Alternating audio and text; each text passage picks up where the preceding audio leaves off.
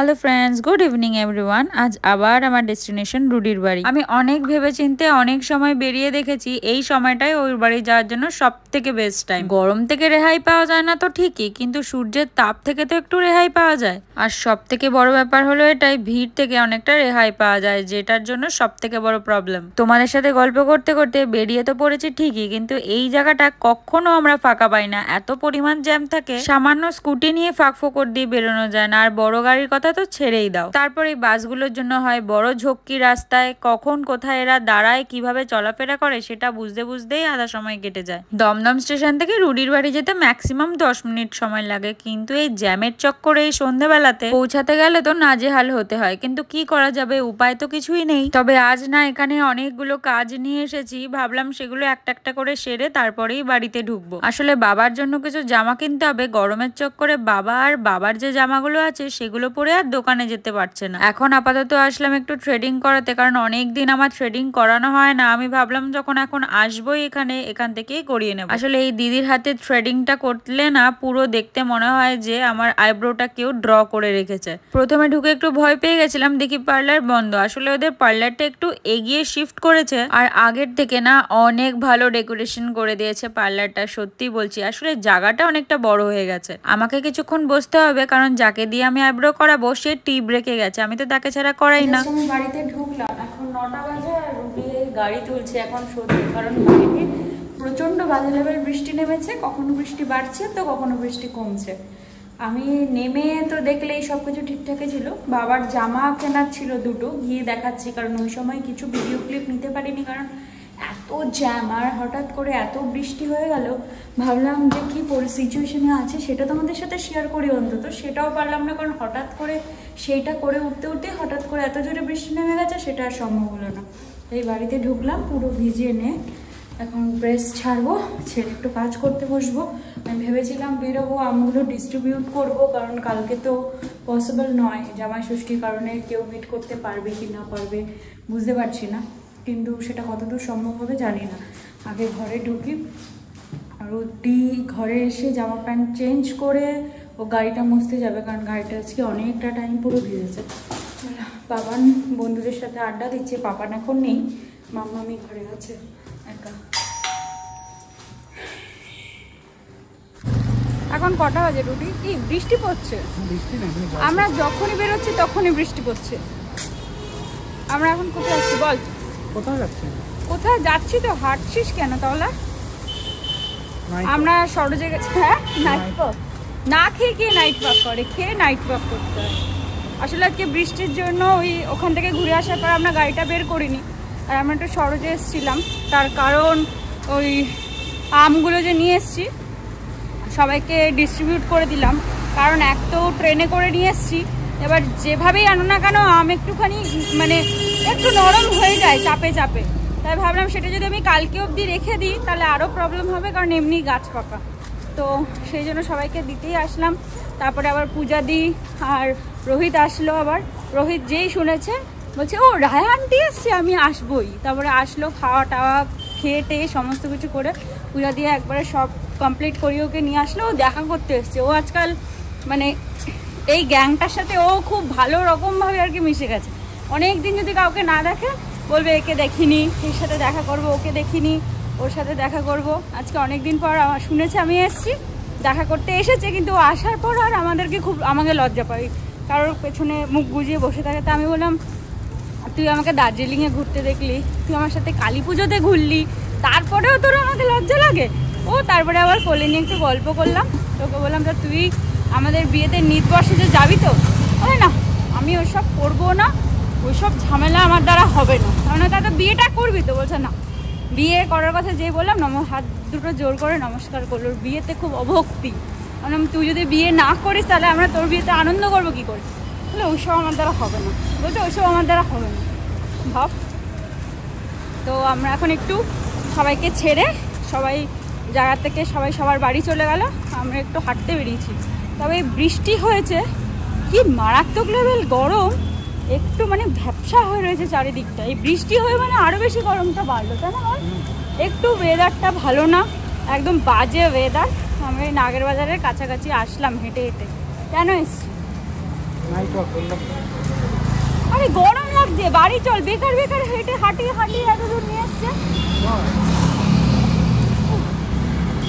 এসে আজকে আমার নিজের কাজের জন্য পাপান মামামের সাথেও দেখা করা হয়নি। এখন পাপান মামামের সাথে গিয়ে একটু গল্প করব, তা না ও আমাকে নিয়ে চলে এসছে। আর এত গাড়ি ঘোড়া যায় এই রাস্তাটা দিয়ে সব সময়ের জন্য, অ্যাকচুয়ালি এটা একদম এয়ারপোর্টের কানেক্টিং ওয়ে, এত সারাক্ষণ হর্ন এই সেই। রাস্তা বেরোলে যে আমরা তোমাদের সাথে কথা বলবো বা কোনো কিছু শেয়ার করব বা কিছু করব পসিবলই না, এত আধা হয়, আধা কথা তোমরা শুনতেই পাবে না। দেখা যাক দু চোখ কোন দিকে যায়, কোথায় গিয়ে থামে বুঝতে তো পারছি না।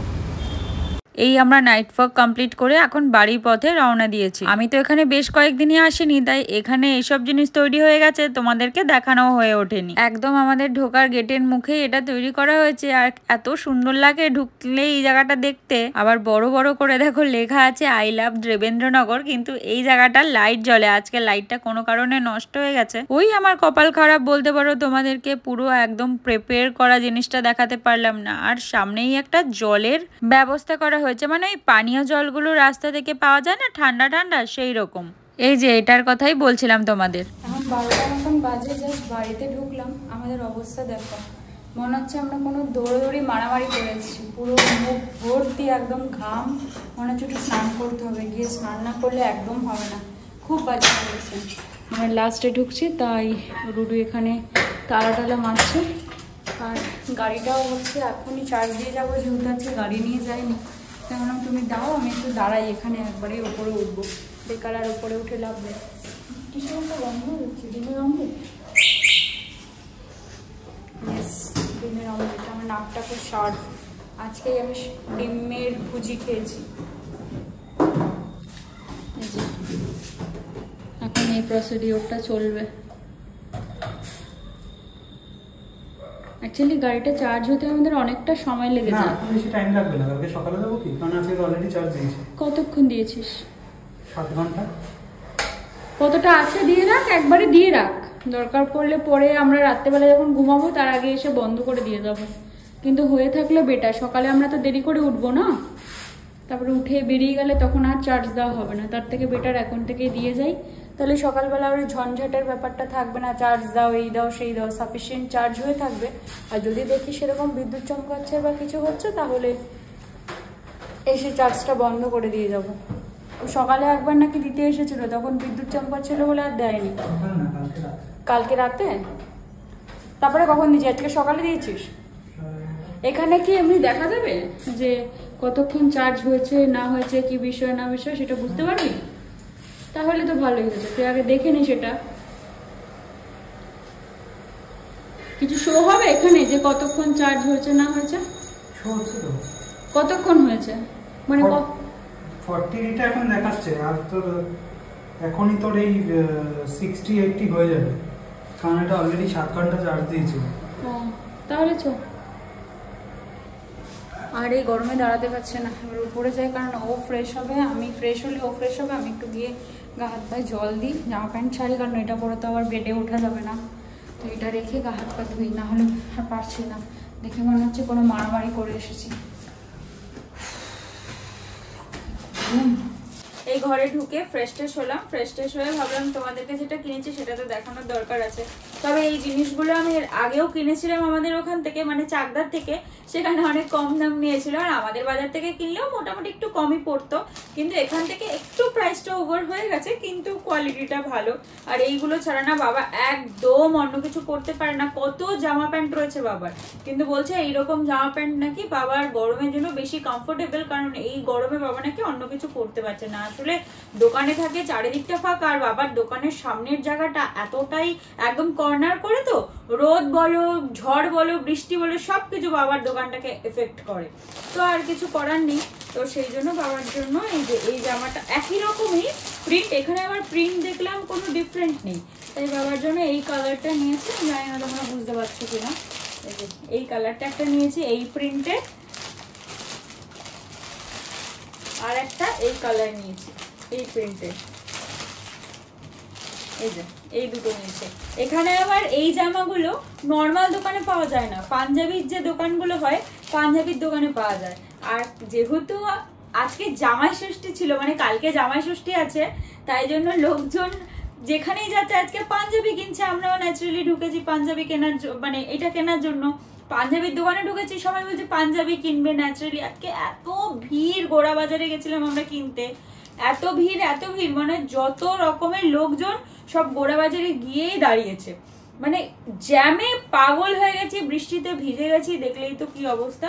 তো চলো আজকের মতন এই ছিল আমার আজকে এখানে আসা অবধি সমস্ত কিছু, এই তোমাদের সাথে শেয়ার করলাম। আবার এখানে একটা দিন থাকবো, আর কালকের দিনটা কেমন কাটবে সেটা তো তোমাদের সাথে শেয়ার করবোই, কারণ ভালো খারাপ সবটাই তোমাদের সাথে শেয়ার করি। তবে আজকের মতন এখানেই শেষ করি, কালকে আবার তোমাদের সাথে দেখা হবে। Tata, bye bye, good night. Hello friends, good morning everyone. আজকে সকাল সকাল সব থেকে একটা ভালো, hello friends, good morning everyone. আজকে তো এখান থেকে ইন্ট্রোটা শুরু করলাম, তবে আজকে এখানে আসার কারণটা তো জামাই ষষ্ঠী, সেটা তোমরা জানোই। তো সকল জামাইকে অনেক অনেক শুভেচ্ছা আজকের দিনে, কারণ আজকে স্পেশালি তোমাদেরই দিন।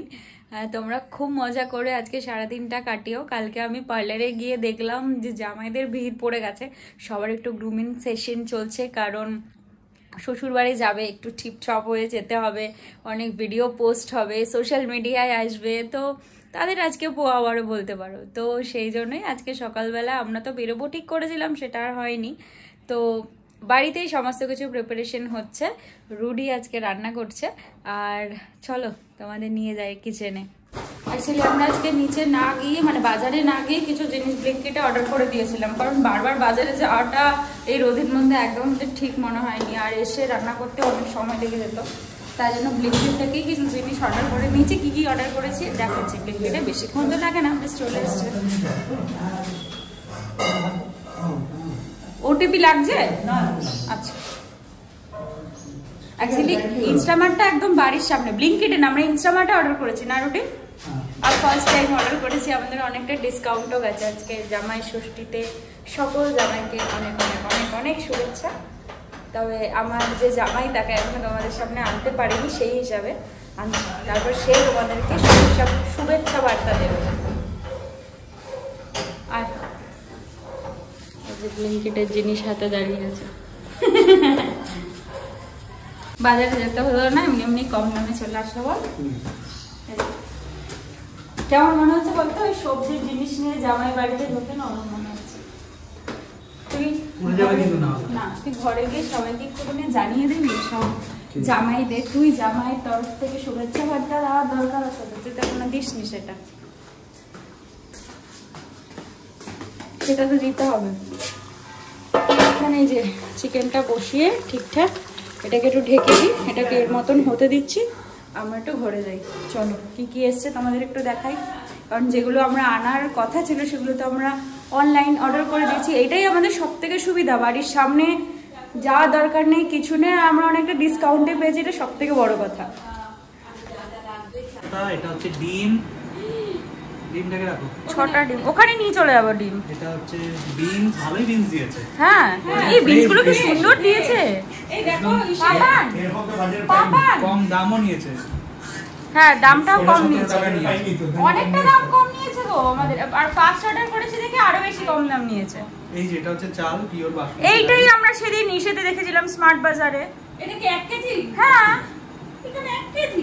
ইয়েস, 1 কেজি প্যাকেটে কি কত বড়? না, এটা 1 কেজি। আরেকটা কি নিয়েছিস রুটি? 1 কিলো লেখা তো, এটা কি? আরেকটা কি নিয়েছিস? আরেকটা হচ্ছে, এটা পরে বলবো, এটা সেকেন্ড। এটা হচ্ছে চিকেন মশলা, চিকেন মশলা। এটাও আমরা ডিসকাউন্টে পেয়েছি। চিকেন মশলা, হ্যাঁ।